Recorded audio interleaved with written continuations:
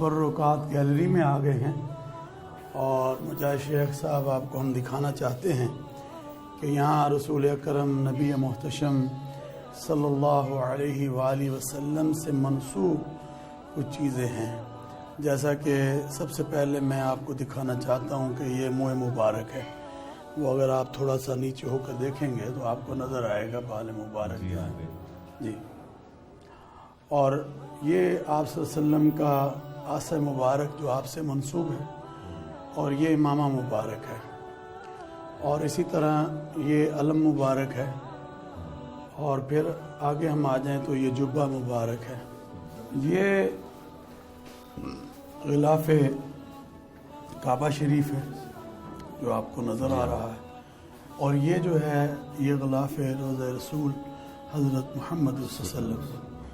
یہاں آپ دیکھیں تو غار ہیرا کا پتھر بھی ہے اور پانی بھی ہے. یہ جو نلین مبارک ہیں یہ بھی آپ صلی اللہ علیہ وسلم سے منسوب ہیں اور اس کا ایک نقش بھی ہے اور اسی طرح یہ جو ہے نیچے پہننے کے لیے دبان وغیرہ ہے اور اسی طرح یہ نقش ہے جو آپ صلی اللہ علیہ وسلم سے منسوب ہے کہ وہ آپ نے دیکھا کہ پاؤں کا وہ نقش موجود ہے پتھر کی صورت میں. جی. یہ حضرت امام حسین رضی اللہ تعالیٰ عنہ سے منسوب ہے آپ کی ٹوپی مبارک اور اسی طرح خاک کربلا موجود ہے خاک کربلا معلیٰ اور اسی طرح دستار مبارک ہے حضرت امام حسن رضی اللہ تعالیٰ اور یہ دستار مبارک ہے حضرت امام حسین رضی اللہ تعالیٰ. حضور صلی اللہ علیہ وسلم نے فرمایا الحسن والحسین سیدہ شباب اہل الجنہ. یہ حسن یہ حسین جنت کے جوانوں کے سردار ہیں.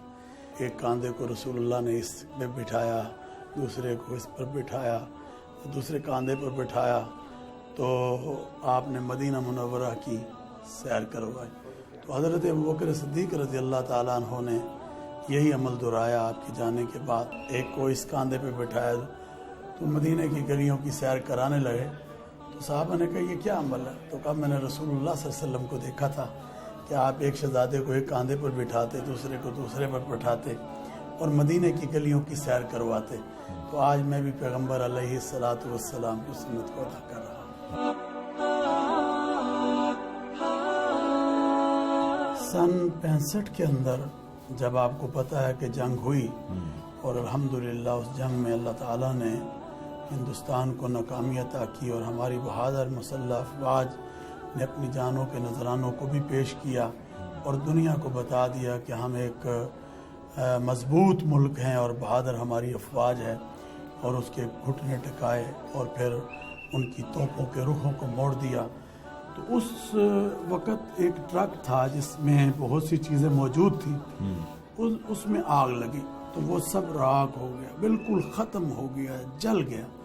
مگر آپ یہ دیکھیں کہ ایک چیز اس ٹرک میں رہی نہیں یہ قرآن محفوظ رہا اور یہ قرآن کریم اللہ تعالیٰ کی کتاب ہے اور رب العالمین کا ارشاد ہے اِنَّا نَحْنُ نَزَّلْنَا الذِّكْرَ وَإِنَّا لَهُ لَحَافِظُونَ کہ ہم نے اس کو نازل کیا ہے اور ہم ہی اس کی حفاظت کریں گے.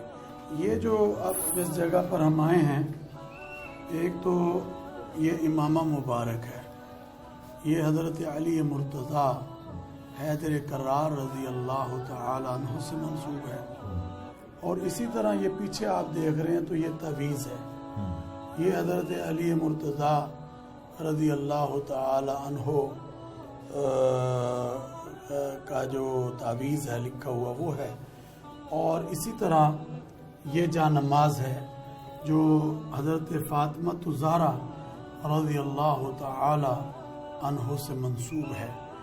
اور یہ پیچھے آپ ایک دوپٹہ دیکھ رہے ہیں جو کہ شیشے کے ساتھ ہے یہ بھی حضرت فاطمہ الزہرا رضی اللہ تعالی عنہا سے منسوب ہے.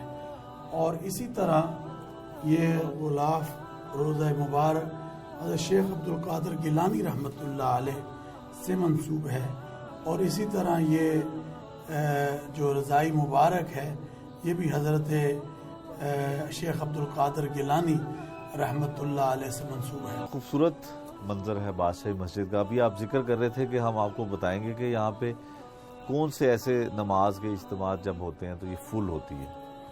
ایک تو میں آپ کو بتانا چاہتا ہوں کہ جو رمضان المبارک کا جو لاسٹ فرائیڈے آف رمضان ہے جسے جمعۃ الوداع کہتے ہیں، اس میں یہ مسجد فل ہو جاتی ہے. اور اس کے علاوہ عید الفطر، عید الاضحیٰ، یہ جو 2 ایونٹس ہیں اس میں بھی مسجد ہماری فل ہوتی ہے. بلکہ فل ہی نہیں ہوتی، جو ہمارے یہ باغات ہیں یہ بالکل جو قریب لگتے ہیں مسجد کے ساتھ، یہ بھی تقریباً فل ہوتے ہیں. تو ہزاروں لاکھوں لوگ جو ہے نماز پڑھتے ہیں.